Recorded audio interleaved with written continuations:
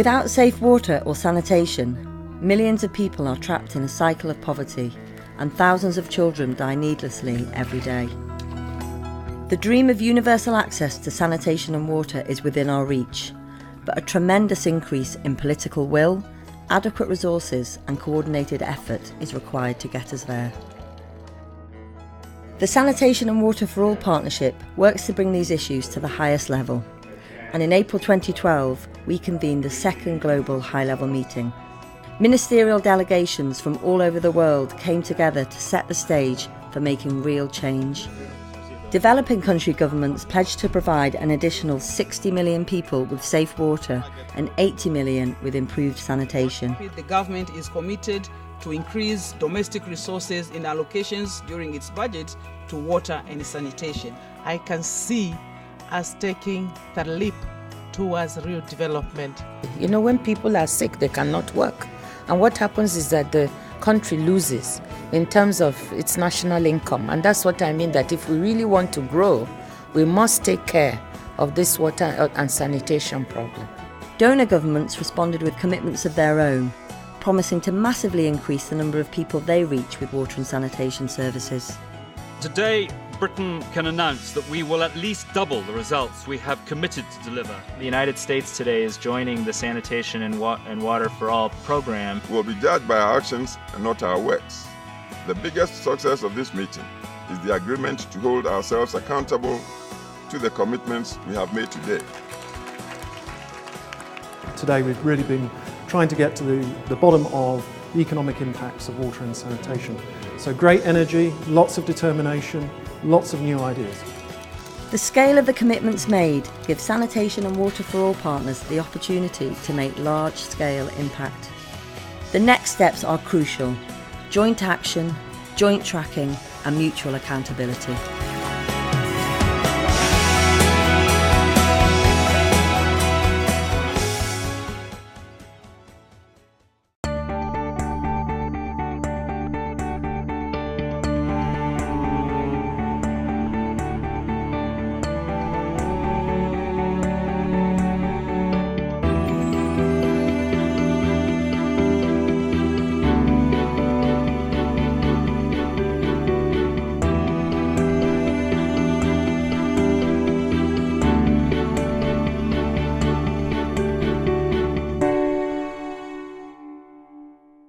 There's a proverb that I thought was appropriate as a way to start this discussion, and it's one I've seen actually looking over at Sarah from the Gates Foundation on one of the walls at the Gates Foundation, and it's this.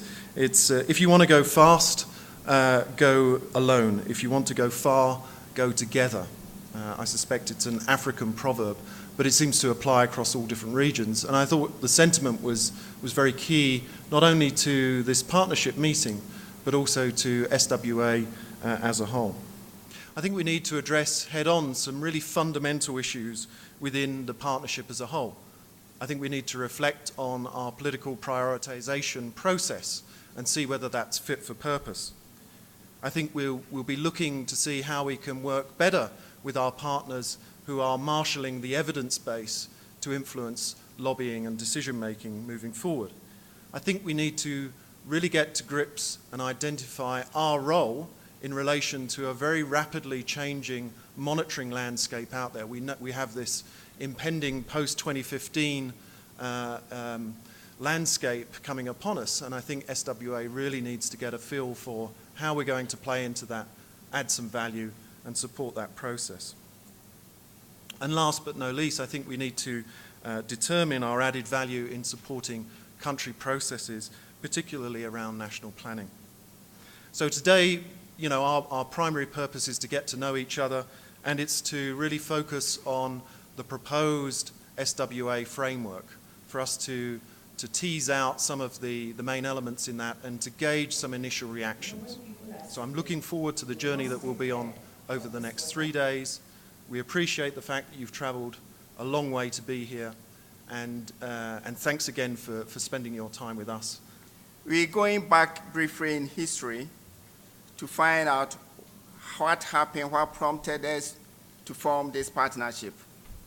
As we are all aware, in late 2007, 2008, based on the DFID and DGIS call to action to accelerate water services to the unserved populations, much thinking came as to what can we do. And so together we initially formed what we called Sanitation and Water for All Global Forum for Action, GF4A, and which we all started thinking of what can we do with the primary cause of focus on seeing how best we can support countries that are off track to be on track before the 2015 deadline, MDG deadline, and also having the bigger vision of ensuring that we have global universal access to water services. Unfortunately, with all these thinking, it culminated in the first high-level meeting, which was held in 2010. And at that time, it was country-led. We had more of country participation, but little from donor. The South were there, and so these were some of the pictures taken at that time. 20 countries from the South attended, and few from the North. Fortunately, with our aspiration to get this as a partnership which will galvanize our collective efforts so that together, as Darren said, if we want to go further, then we need collective responsibility, collective action. One other idea just I can add on the African continent, if you want to break a broom, one stick, you can easily do it, but when you put together as a broom, it will be difficult to do. So collectively, as we meet together, think through with common vision, common value system, making sure that with our immediate focus of putting countries that are off track to accelerating their service to be on track, and with a longer vision of making sure countries have universal access, we were able to then bring on board many more prominent participation. And so in 2011, there of 2012, we organized a second high-level meeting. Unfortunately for us, we had a former president of Ghana, a renowned son of Africa, being the chair of the SWA. This, as we all know, has also brought on board much more dimension, dynamism to the partnership in terms of size, scope, and influence. And so we have many more countries participating in the 2012, about 40 more countries. And as you heard from the slide before this, we had much more commitments coming from the northern government, Japan, US, Australia, UK, and many more, made much more serious commitment. Here are some of the other things that you can see. We had much more influence coming from President Kufuor, Nigerian foreign minister, finance minister, who nearly became the managing director for the World Bank. And then we had a facilitator who is currently the Deputy General Secretary of the UN. These have given us much more influence. A quick results evaluation done after the 2012 high level showed that at the country level, we've not achieved significant impact. Only about 43% said either it was effective or very effective. This shows that we need to do more things at the country level. How do we sustain that, make sure that country processes governance the needed support and impact at the country level? Another thing which we gathered was that at the global level, which we all saw, we've succeeded. But even here, we need to work more. How do we sustain that?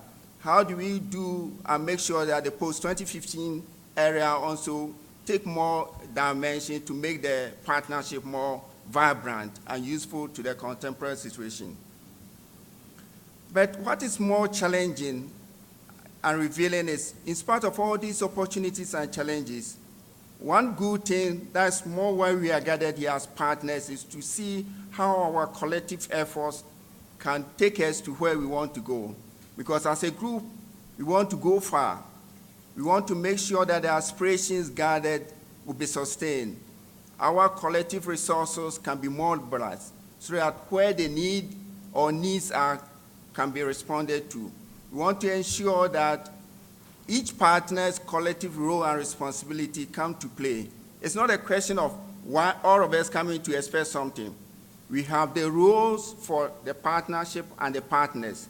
It's rather the partners that take action. The partnership creates a forum.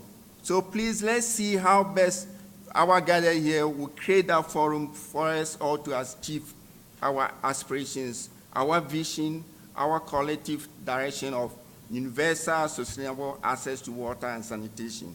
Thank you. To start with, I think Sri Lanka has become an influential force in the region. After hosting SWA 4 conference in Colombo, I was the head of the secretariat while we got the invitation from SWA. So I helped the Ministry of Water Supply to become a partner in the SWA and also to promote SWA framework within the ministry and the forum, as I was facilitating the WASH Forum, National WASH Forum in Sri Lanka. And it is in the now 6th year. We have been having monthly meeting and talking about these global and national issues in the sector. So pre and post SWA inter-country working group meetings were held in Colombo with the aim of institutionalizing inter-country working group and the SWA process among the South Asian countries. At the ministerial summit, political leadership pledged their commitment to the Colombo Declaration. Country focal points have been established. Now, Mr. Ghulam is from Afghanistan, Mr. Bangladesh is here. Unfortunately, Nepal, my friend Mr. Malla didn't come for this meeting. So, country focal points were provided with necessary backup support to influence the politicians for the commitment of the Colombo Declaration. We also realized the highest level of political commitment through inviting His Excellency the President of Sri Lanka to make a speech which inspired regional partners. I quote the Colombo Declaration in the light of the recent UN resolution recognizing the right to sanitation, to work progressively to realize these programs and projects eventually in legislation. Then number 2, I quote from the Colombo Declaration, to develop time-bound plans and to allocate and mobilize resources for delivering on all previous SWA commitments. Number 3, relevant to SWA framework, to establish specific public sector budget allocations for sanitation and hygiene programs nationally. Then progressively increase allocations to sanitation and hygiene over time. In fact, the budgets were 90% for water, but now I think the government is allocating enough money for the sanitation. So at the ICWG meeting held in November, Colombo, it was decided to request inclusion of all sanitation in the SAARC, inclusion of water and sanitation in the SAARC agenda. So it is in the SAARC agenda now. It will be a political, so there will be a very good political backing for this. I think I quote the SAARC statement, to formulate an actionable framework to address common challenges of sanitation and access to safe drinking water in the region. Is it red card? Sorry. Give me 30 seconds because I like green cards. Actually, Sri Lanka is at an advantageous position in terms of water and sanitation to promote regional cooperation. So our motto is collaborative partnerships. I'm talking on behalf of the, let's say from the African perspective, on behalf of the African Ministers' Council on Water. And I will first congratulate actually the members of the Secretariat for having achieved so much really in 2 years. We have seen the the background given by Mr. Yao. And today, starting from a very humble background, today SWA is becoming a household name in the sector. We in AMCAO were part of the initiation, and we are proud to still be here right from the initiation. For those who don't know, AMCAO is an association of all African ministers, 54 countries, and the thrust is to try to give political leadership, advocacy, and try to get resources in to help African countries try to supply water and sanitation to the populace and be able to meet the MDGs and other goals. AMCAO actually is a natural partner in SWA because the key cornerstones of the objectives of AMCAO are also one of the key cornerstones of SWA, in the sense that AMCAO is also set up to actually generate political leadership and advocacy. And one of the key objectives of SWA, of course, is to get this political leadership.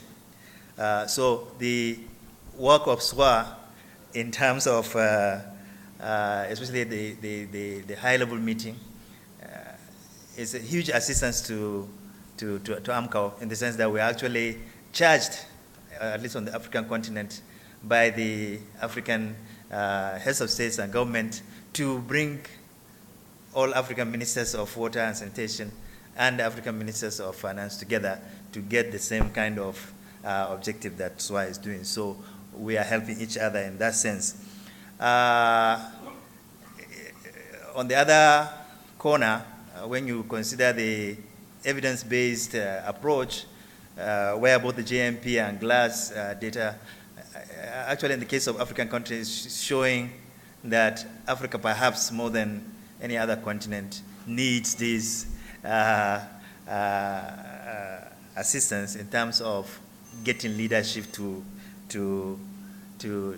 invest and develop water and sanitation. I think maybe that's why in fact SWA honored Africa with the chair in the name of our distinguished former President Kufuor.